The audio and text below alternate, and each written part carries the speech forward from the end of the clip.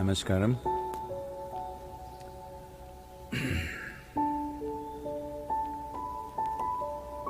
One of the main concerns of this virus in this country was about the poorest of the poor, those who have to earn their daily survival with daily wages. Well, fortunately, today the union government has come out with an elaborate package to support them for 3 months. The farmers, the workers, the construction workers,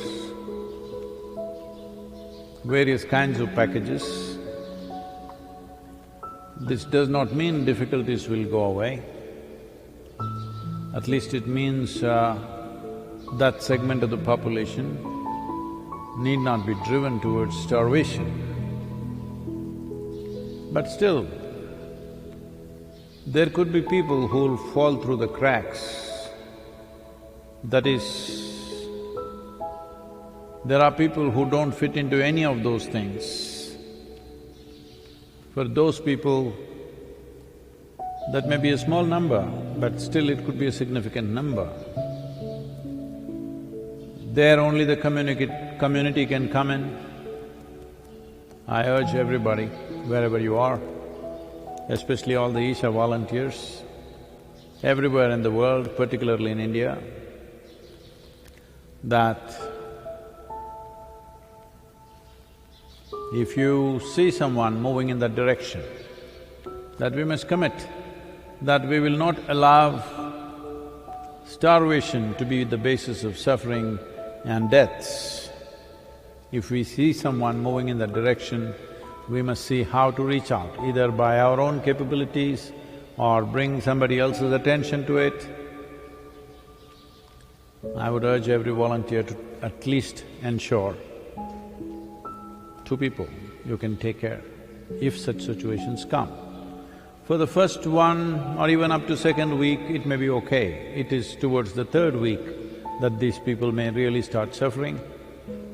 Fortunately, the government has done an elaborate package for all the people, but still there could be people who will not be served by this. We need to take care of them. Well, to understand the gravity of the situation,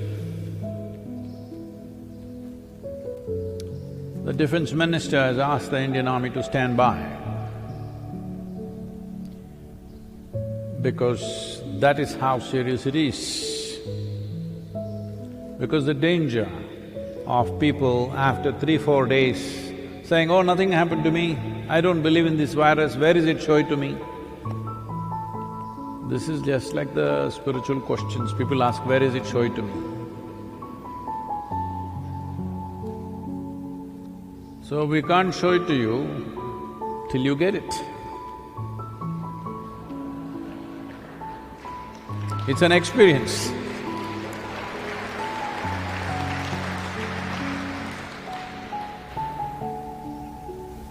If I tell you,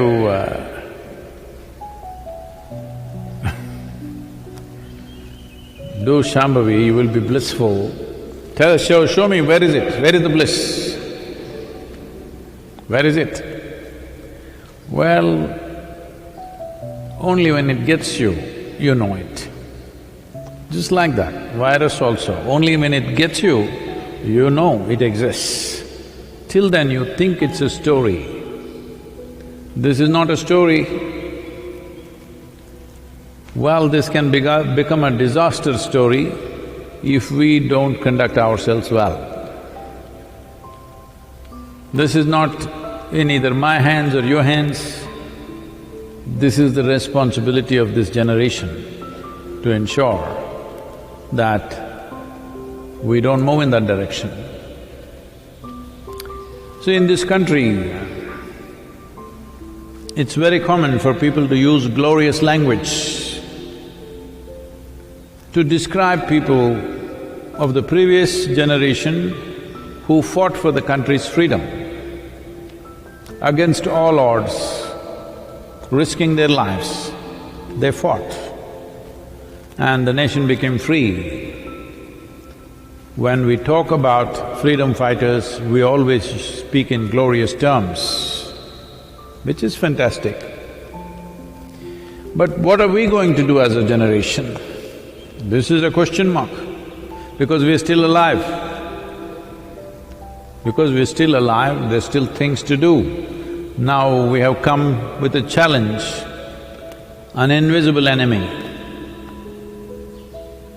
an adversary that you cannot see, where after a few days, you start arguing with yourself. I don't think it is there, this is all a conspiracy, somebody is making money, this will happen, that will happen, already it's starting. 2 days, they want to scratch themselves, they're not able to be within their homes, so they're beginning to spill their beans of madness. So they got army on the standby. I hope they don't have to walk the streets. I hope the police force will be able to manage what they need to manage. Above all, I hope we as citizens will manage this ourselves without any force.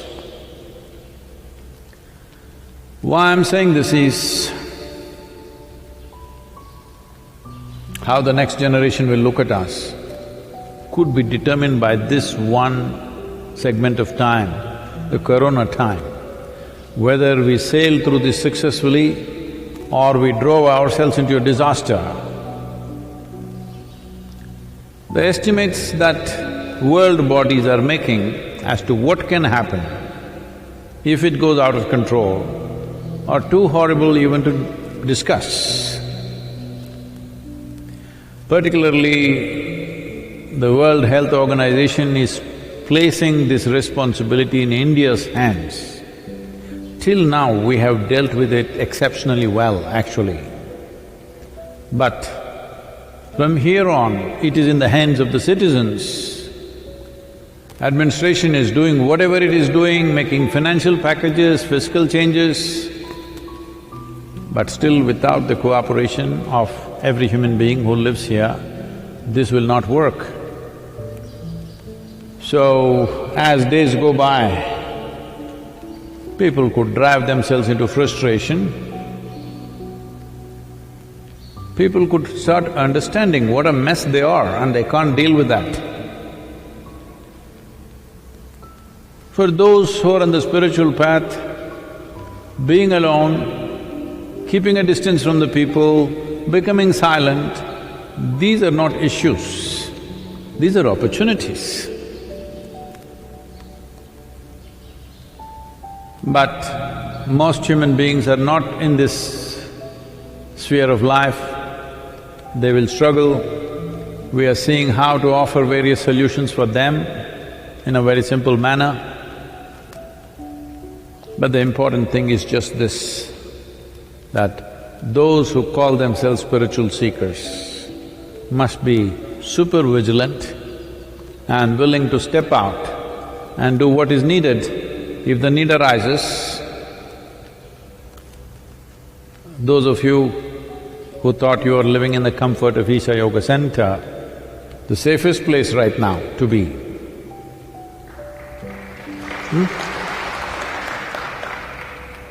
I have offered this to the Tamil Nadu government, the government of Tamil Nadu, that if things go out of control, all hospitals are full, they can use our premises.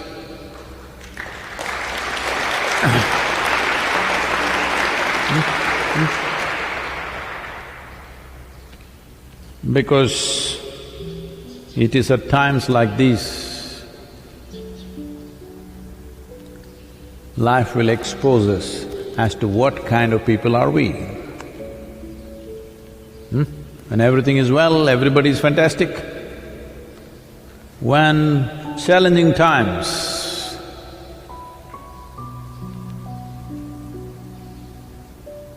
confront us, that is when who we are matters really. When we say who we are, The fundamental question is just this: are we that kind of people who are always a part of the solution, or are we a part of the problem? This is all we have to decide. I have decided.